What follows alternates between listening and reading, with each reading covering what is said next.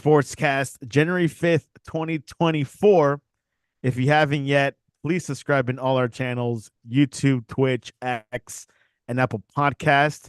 You can also listen to us on your smart speaker. If you're listening on Apple Podcasts, please leave a rating and a review. It will help us out tremendously. We're also on online radio. You can visit our website, thesportscast.net, or you can follow us on X at the Sportscast One, also on Instagram at the Sportscast One. That is the number one. And also check out our app, the Sportscast for iOS. It is the final weekend of the NFL regular season, week 18. And join us all the way in the tundra, in the snow tundra, Ryan, Christa. Welcome back to the Sportscast and Happy New Year. Happy New Year. Well, we're 2024 has brought same amount of snow as 2023 has last couple months, and it's nothing around here. So not much snow to talk about yet here at Santiago. It's kind of an odd start to our winter season, but can't complain. Can't complain. We'll see what happens in the next few days or weeks. Let's first start off with the NFL. Ryan, Giannis versus Wemby last night. Giannis had 44 points and 14 rebounds, and Milwaukee overcame an electric performance by Wemby on his 20th birthday to beat the Spurs 125-121. Wemby had 27 points, and Kevin Vassell also had 34 points. Your thoughts over that matchup, which could be a rivalry in the next few years? Yeah, no, it's definitely a entertaining game. You know, I think you got two players that are kind of unicorns in the sense of freakishly athletic. You know, there's really, Wemby will be amazing. You know, the Spurs, still a team in transition in the sense of still putting together their future lineup. You know, obviously Wemby will be involved. I'm not sure, who's going to be his running mates. They're going to use some of these other pieces to put, more, better team around them, or, kind of build their blocks there now. But obviously the Bucks are the standard. Giannis is a standard unicorn in the sense of unstoppable, unguardable. When the Bucks, Bucks are coming off a game, the night before where they they kind of got this budding rivalry with the Pacers, so you have that emotional game, emotional Midwest Derby.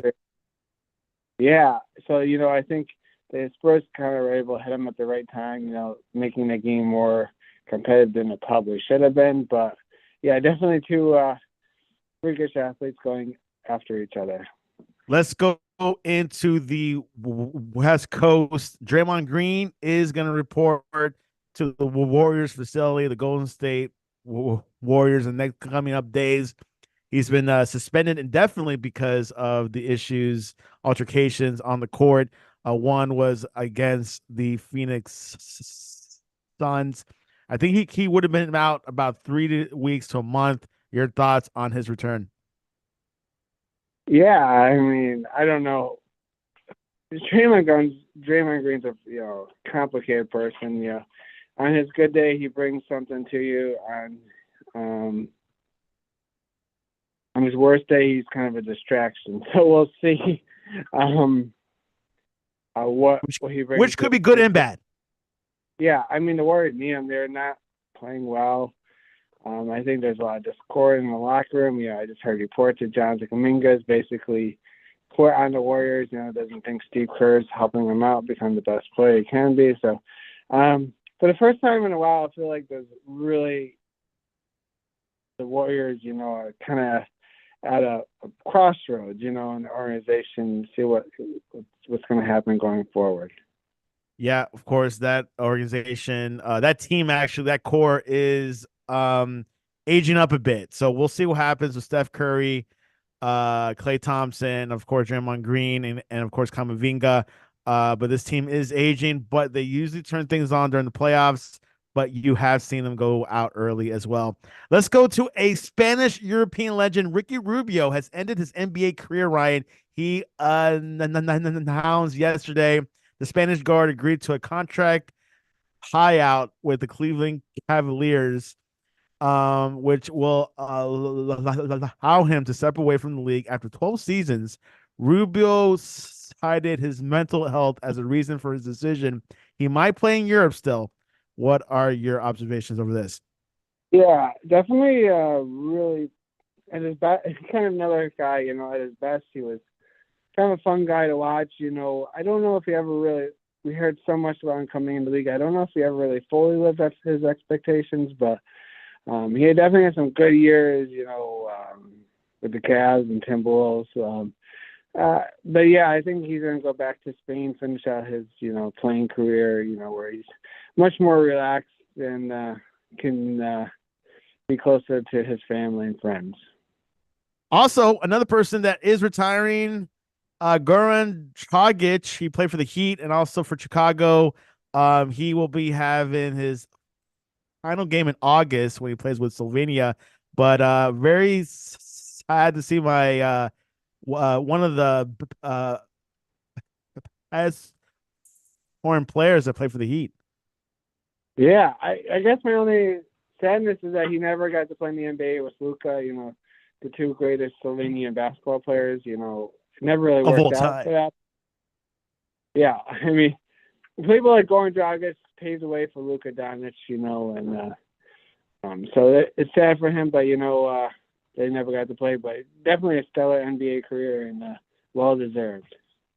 Before we go into NFL, we got to mention this. It's probably an old story, about a week or two. Mark Cuban is selling your Dallas Cowboys, no, Dallas Mavericks to the Addison family, who are from Nevada. This was a surprise for me. Ryan, did you see that coming? Yeah, I don't know. Like, usually you hear rumors that, he's looking to sell. Obviously, Mark Cuban's still a forefront. He's still going to be the face of the organization. He'll be the GM, right? Once he gives it over or something. He's gonna make the ultimate. He's gonna be like a president in the sense of he's not gonna make the day-to-day operations, but he'll make big personnel decisions. I think this is basically, not saying Mark Cuban's stuck on cash.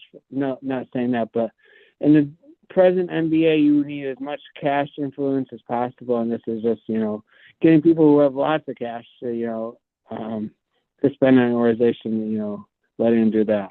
Which the Mavericks are selling that team for $6 billion, Ryan. That's pretty up there with the Broncos and the Commanders. Yeah, I think they're just going to hear some big numbers when organizations sell this day. So quite surprising. So. He's an NBA guy. He goes to majority of the home games. He sits up front. He's a very personal. But hey, maybe he had enough and he saw a deal on the rise. And congratulations for the Mavericks. Hopefully, it'll be a positive thing. And they might move the team to Las Vegas, possibly, right? I heard rumors, but I think as long as I think there had been something in an organization that has to stay in Dallas or so. And obviously they have to, because they have a lease with the city of Dallas with the arena. But, well, I don't. You gotta have a team there. Yeah. Will there be a team eventually in Las Vegas? Absolutely. I mean, everything's owned by LeBron. Maybe. Well, we got hockey there as the first one. Football, obviously, which won the Stanley Cup last season. And then, you have the A's moving there eventually, Oakland Athletics. So I think basketball is really the last big sport to move there. We'll see what happens. LeBron James has expressed interest to own a team in the NBA, and obviously he's more stronger interest in the team in Las Vegas over Seattle. Seattle's still not been talked about. They just got a hockey team a few years back with the Kraken, but Seattle's definitely that missing piece. But hey, maybe Portland is enough up in the Pacific Northwest. Next expansion team, they just build an arena where the Kraken play. So that's going to happen. It's all in place already. Also, Las Vegas, they have a team. They got a stadium in place. Yeah, we'll see what happens. We'll see what happens. Anyways, Ryan, Week 18, are you ready to the parity in the NFL? Are you ready? Yeah, I mean, this is what we want. Important games in Week 18. So we got fair amount. I think the NFL would probably like maybe a game or two more of importance, but a vast majority of these games have some sort of impact, going All right, forward. let's start this Saturday. The Steelers have beaten the Ravens 3 straight times, Ryan, in Baltimore, winning by a total of 10 points. The last time the Ravens won at home against Pittsburgh was 2019, and when the Ravens had already wrapped up a number 1 seed in the AFC and rested quarterback Lamar Jackson. He'll be doing the same thing this weekend. Who's going to take this one and Baltimore Ravens? Oh, I think the Ravens are basically they're locked number 1 up. There's not much to play for. Steelers need this game. They need some help to get into the playoffs, but they gotta control. They control, and they'll get a victory. Mason Rudolph is playing well for them right now, so they'll continue with that hot hand, and I think they'll beat the Ravens.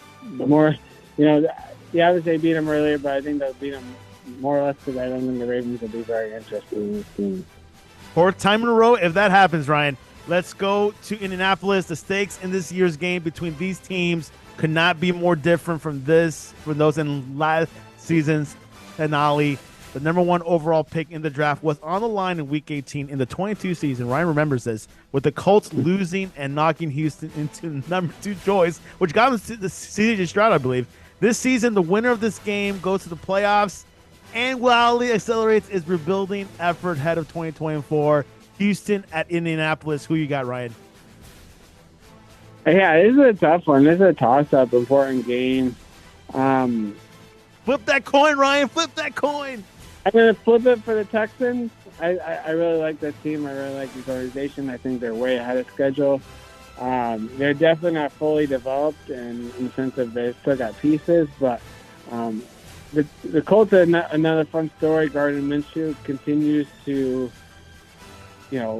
be backup quarterback playing starting quarterback in the NFL, meaning that he has really good some days and really bad the other days. So I'm going to think that he's going to have a bad day tomorrow night, and CJ Stroud will lead the Texans to victory.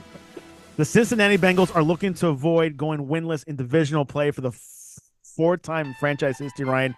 The game will also feature a familiar face in Browns quarterback Jeff Driscoll, who will start in place of Joe Flacco and is the 5th quarterback to start a game this season for Cleveland.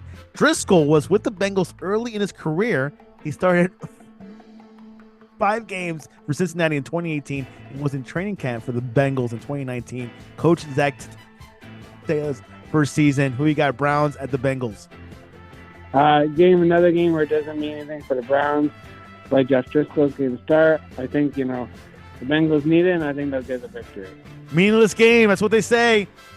These 2 rivals, Ryan, will meet for the second time in 3 weeks, with the Lions clinching the division title for the first time since 1993 in their last meeting at Minnesota on December 24th, Christmas Eve. Detroit has a chance to secure a 12-win season just for the second time in franchise history. Second time, Ryan, while the Vikings are holding on to slim chances of reaching the playoffs with a number of scenarios potentially playing in their favor. But they have to win first. So both teams are still playing for something in Week 18. Minnesota at Detroit. Who you got? Detroit wants to win just because they really want that 12th victory. Minnesota really needs this to obviously control what they control. I really just like the Lions. I really love what they're doing. I think the Vikings were a nice story for a while, but the injuries and kind of caught up to them. I think the Lions get this victory. Will we see a topless Kirk Cousins? I don't know. Well, probably not very much from Kirk Cousins. I'm not sure where he is right now. The Jaguars are seeking their first 10-win season since 2017. If quarterback Trevor Lawrence plays, he needs 264 passing yards to become the first Jaguar quarterback with multiple 4,000-yard seasons. The Titans are 1-10, Ryan, in December and January games the past 2 seasons. The worst winning percentage and most losses in the NFL in that span. We got Jaguars at Tennessee Titans. This is easy. Jaguars on this game. They need it. They're not going to lose to the Titans. Is this a layup? It's a layup as long as they come out ready to play. If it's not, then it could be a closer game. But I just don't see the Jaguars losing. Ready to play, Coach. The Saints need a win, Ryan, and the Buccaneers lost to win the NFC South, but that might have to happen without running back Alvin Kamara. Kamara left Sunday's win against the Buccaneers with an ankle sprain and missed the first 2 practices of the week, leaving his status in doubt for a must-win game. Kendrick Miller and Jamal Williams will be the next man up if Kamara can't play. The Atlanta will still have playoff hopes, but have lost 3 of their past 4 games, including a 20-point loss to the Bears last week and a 9-7 loss to the 2-win Panthers in Week 16. Atlanta at New Orleans. Who you got? Pivotal game. These are 2 mediocre teams at best. Atlanta's got some dysfunction. They've never really hit their stride this year. They're probably going to fire Arthur Smith on Monday. I'm going to go with the Saints to win the game. The Saints are marching in. Okay, Ryan, this next game is pretty simple. Tampa Bay can win the NFC South and secure a home game in the first round of the playoffs with a victory. The Buccaneers are facing Carolina, the Panthers team that gave them fits in Tampa in a 21-18 victory in Week 13. Expect a similar game on Sunday with a slight edge to the Bucs, who are ranked 19th in scoring and should outproduce a Carolina offense ranked 31st and coming off its first shutout loss since 2002. Carolina beat Tampa Bay this year in Tampa. This time, Buccaneers visit Carolina. David Tepper, pay that fine. What's going to happen in Carolina? Buccaneers win this game. No, it's all done. Is this a layup? Only if they don't come focused. Same thing as the other one. Baker Mayfield is playing, confirmed about a couple minutes ago. Could this be Bill Belichick's final game as a Patriots coach? A snow game is a possibility, and with Jets quarterback Zach Wilson not having cleared concussion protocol, it will be a quarterback battle. Trevor Siemian versus Bailey Zappi. Siemian is 78 of 133 for 654 yards with 2 touchdown passes and 4 interceptions on the season, while Zappi is 115 of 182 for 1,184 yards with 6 touchdowns, 7 interceptions. Jets at Patriots. Will this be Bill's last hurrah? Yeah. Yes, it will, and yes, they'll get the victory for him. This is your predictable last week of the regular season meaningless football game, but the only meaning is that Bill Belichick will go out a winner. Will he get rid of on Black Monday or that same day? I think they'll announce something either right after. I think it's kind of, from what I heard, it's just already kind of been known. I don't think it's a firing. I think it's just mutually people ready to move on. The Patriots way will be a couple of days later. That's my guess. That's my say. All right. Aaron Jones could do something that no Packers player has ever done, Ryan. Rush for 120 or more yards in 3 straight games after Green Bay had not had a 100-yard rusher all season. Jones went for 127 against Carolina and 120 against the Vikings in his first 2 games back from a knee injury. However, the Bears have the NFL's #1 rushing defense in terms of fewest yards allowed per game. Chicago Bears at the Green Bay Packers. Who you got? Bears have been playing well, towards the end of the season. Packers again need this game. This is what you look for in these games: is who has something to play for. I think the Bears would love to, knock their rival out, but I think the Packers just need more motivation to win this game. #1 draft pick for 2024. The Eagles, who set a franchise record last season with 70 sacks, have just 11 in their past 7 games. They had just had 1-2 weeks against the Giants, who have allowed on NFL high 83 sacks, 20 more than any other team, so something has to give.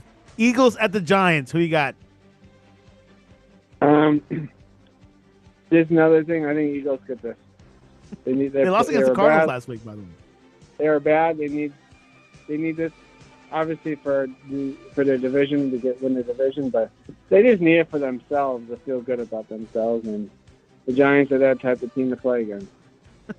Perfect timing. That's what they said last night of the show. Jersey Boys momentum. Washington quarterback Ryan Sam Howell built momentum for this season with a strong season finale showing in a win versus Cowboys in 2022.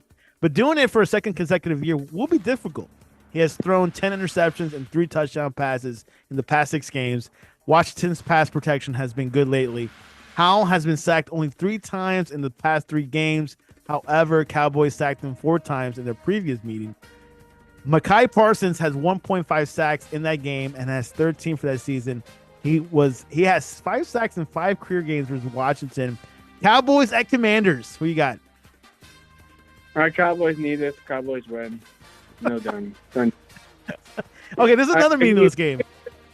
I can give you reasons why in these games, but your biggest reason when you look at games like this in the last week of the season, who's got something to play for?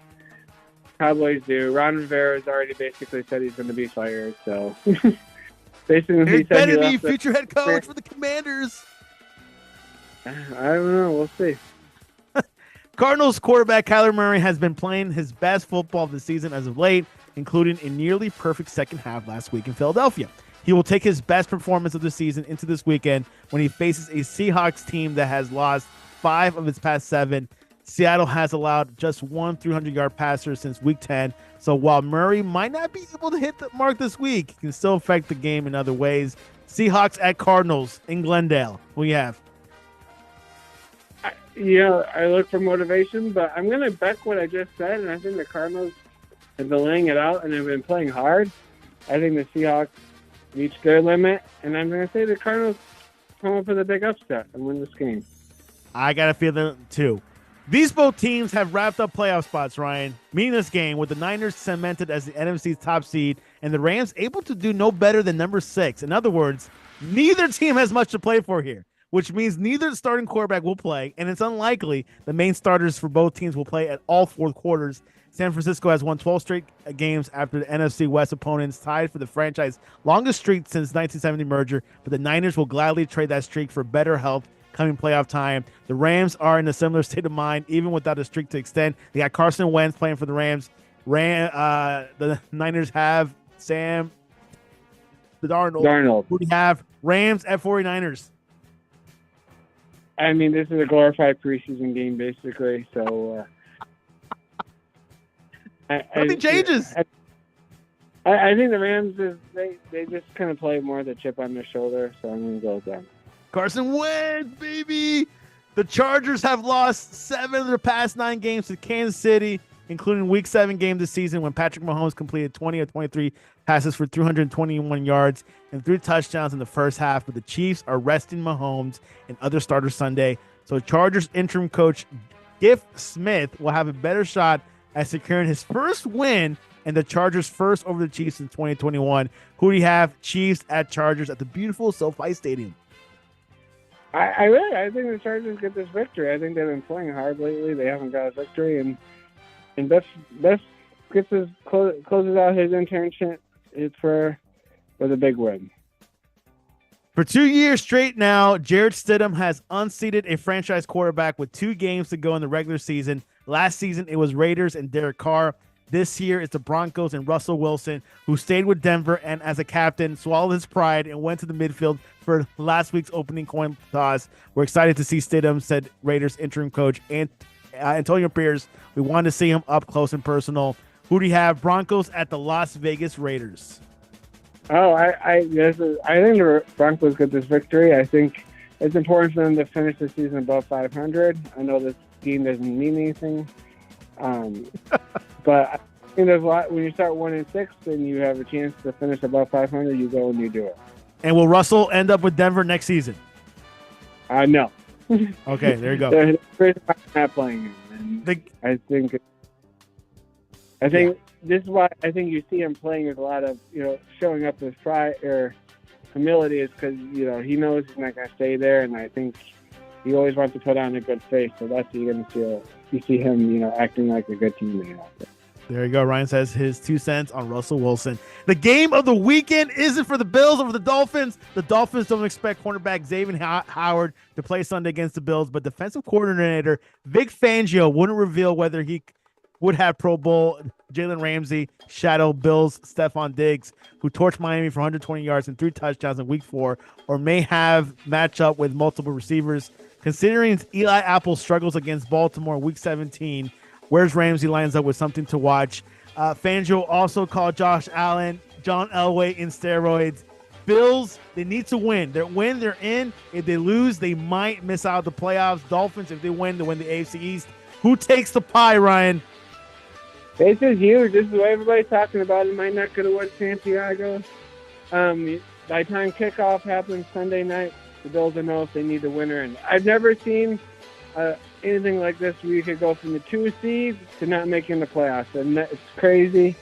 There's a lot on the line. The Bills kind of own the Dolphins for pretty much as long as the game isn't played in 100-degree heat, which I doubt will be 100. Yeah, so I'm going to say the Bills. I think it'll be a close game. I think the Bills, the desire to actually make the playoffs, they'll win this game. I do say Bills will win. I'm a Miami Dolphin fan, so we'll see what happens. 2 more questions, Ryan. Washington versus Michigan for the national championship, the Natty, according to Tyler Turner. Yeah, I think it'll be a good game, but I think Washington pulls us out. I think Michael Penix is playing at the top of his game. So his draft stock has gone up. And finally, the most important question of the show: what goes best with whipped cream, hot chocolate, waffles, pie, or ice cream? Well, I got a waffle yesterday with no whipped cream, and it was lacking in dryness. I'm going to say a waffle. A waffle. There you go. Ryan, what's the best to reach you online to talk to you about, hey, maybe the Dolphins do have a chance against the Buffalo? Mad Dog Report on Twitter is probably the best sport. It's going to be a great game. It's going to be a great weekend of football.